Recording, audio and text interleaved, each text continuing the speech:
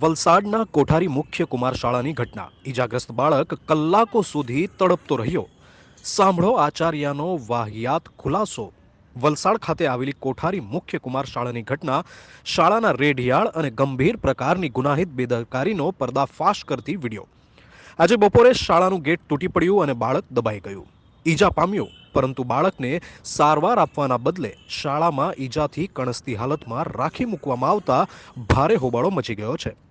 Principal દ્વારા પણ આ અંગે વાહિયાત ખુલાસો કરવામાં આવતા વાલીઓમાં રોષ ભભૂકી ઉઠ્યો હતો. ઘટનાની વિગત એવી છે કે આજે બપોરે કોઠારી મુખ્ય કુમાર શાળાનું ગેટ રિસેસ દરમિયાન તૂટી પડ્યું હતું.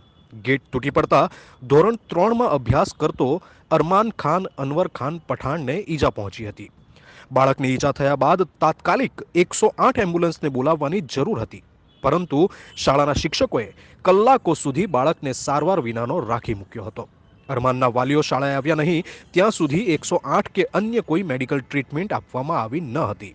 વાલીઓ આવ્યા બાદ બાળકને હોસ્પિટલ ખાતે લઈ જવામાં આવ્યો હતો. શાળાના આચાર્ય દ્વારા જણાવવામાં આવ્યું કે તેઓ પોતે વલસાડનો વિભાગીય રમોત્સવ ચાલી રહ્યો હતો ત્યાં ગયા હતા અને તેમને જાણ કરવામાં આવતા શાળાએ પહોંચ્યા. આચાર્ય વધુમાં કહે છે કે ગેટ તૂટી પડ્યું તેની પાછળ પણ બાળકોએ રિસેસ દરમિયાન જોરથી ધક્કો માર્યો એટલે ગેટ તૂટી ગયું. બોલો, આ આચાર્ય મહાશયનું લોજિક કેટલું પાવરફુલ છે કે બાળકે ધક્કો મારતા ગેટ તૂટી ગયું. શાળાનું ગેટ કમજોર હતું તે સ્વીકારતા નથી, પણ બાળકોએ જોરથી ધક્કો માર્યો એટલે ગેટ તૂટી ગયાનું કહે છે. ગેટ તૂટવામાં પણ વાંક બાળકોનો જ કાઢવામાં આવી રહ્યો હોવાનું આચાર્યની વાત પરથી લાગે છે. 108ને કેમ બોલાવાય નહીં તો તેની પાછળ આચાર્ય લોજિક આપે છે કે શાળાના શિક્ષકો દ્વારા બરફ મૂકી લોહી બંધ કરવામાં આવી રહ્યું હતું અને જ્યાં સુધી વાલીઓ ન આવે ત્યાં સુધી બાળકને હોસ્પિટલ લઈ જવાનું કહેવાયું ન હતું. વાલીઓ આવતા બાળકને હોસ્પિટલ લઈ જવામાં આવ્યો હતો. છેવટે તેઓ સ્વીકારે છે કે શિક્ષકોએ 108ને બોલાવી નહીં તે ગંભીર ભૂલ છે. તો હવે શું આચાર્ય આવા બેદરકાર શિક્ષકો સામે પગલાં ભરશે? ન કરે નારાયણને બાળકને કશું થઈ ગયું હોત તો આજે પરિવાર માટે આભ જ તૂટી પડ્યું હોત. આખી એ ઘટના જિલ્લા શિક્ષણ વિભાગની ઓફિસને પણ અજાણ રાખવામાં આવી હોવાનું જાણવા મળી રહ્યું છે. બ્યુરો રિપોર્ટ, સત્યડે.com, વલસાડ. જી, તમારું નામ? મારું નામ અનવર ખાન રજબ ખાન પઠાણ. અનવરભાઈ, કઈ રીતે ખબર પડી હતી તમને તમારા છોકરાને વાગી છે તે બાબતને લઈને? એ મેં નોકરી પર હતો તો એક દોસ્તારનો ફોન આવ્યો કે તમારા પોયરાને લાગ્યો, તમે સ્કૂલમાં જાઓ. તો સ્કૂલમાં ગયો તો એને હુડાઈ મૂકેલો ટીચર લોકોએ. ત્યાં લોકોને પૂછપાછ કરી તો મેં પહેલે કોઈ હોસ્પિટલ લઈને આવ્યું નહીં, એને ડાયરેક્ટ મેં હોસ્પિટલ લઈને આવ્યો. ત્યાં પૂછપાછ કરી તો બધા કે ગેટ પર ચડેલો હતો, તમારો પોયરો જતો હતો, એના પર આખું ગેટ આવી ગયું. એના પલ્લે બી એને લાગેલું માથામાં જ, ગેટે જ લાગેલું સ્કૂલવાળાને પોલીસ. અહીંયા આવ્યા પછી એને શું થયેલું છે અને કેવી રીતે ખબર પડી? હવે અહીંયા આવ્યા તો એનું પગ એકદમ ઊંચી રહેલું. તો ડૉક્ટરે કીધું કે કદાચ ઓપરેશન બી કરવા પડે, કદાચ ફ્રેક્ચર થઈ ગયેલું છે એટલું તો ખબર. જિગ્નેશ પરમાર. જિગ્નેશભાઈ, આ કઈ રીતની ઘટના હતી અને તમને કેવી રીતે જાણ થઈ?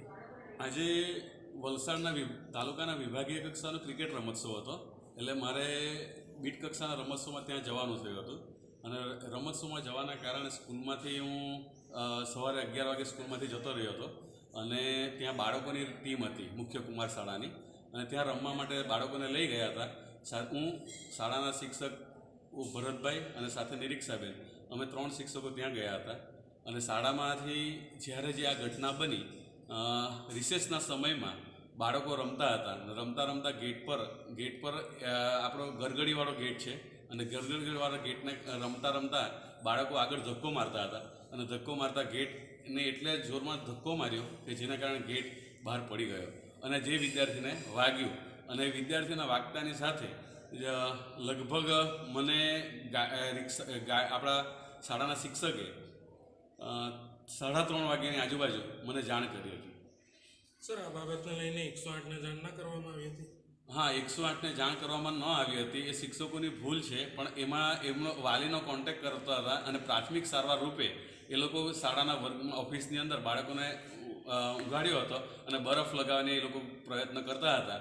અને 108ને ફોન કરવાની જરૂર તો હતી, પણ સાથે વાલીનો કોન્ટેક્ટ કરીએ અને બાકીના રહેલા શિક્ષકો, 3 શિક્ષકો હતા, અને બાકીના જે બાળકો હતા એમને 2 શિક્ષકો રહી જવાના કારણે એ લોકો એવો નિર્ણય લીધો હતો કે વાલી આવે અને વાલી સાથે આપણે બાળકને મોકલાવીએ, એવું વિચારના કારણે 108ને ફોન કર્યો ન હતો. YouTube પર જાઓ અને અમારી ચેનલ satyday.com ને સબસ્ક્રાઇબ કરો અને બાજુમાં જે નાની ઘંટી છે તેમને ક્લિક કરો જેથી અપડેટ ન્યૂઝ તમારા સુધી પહોંચી શકે.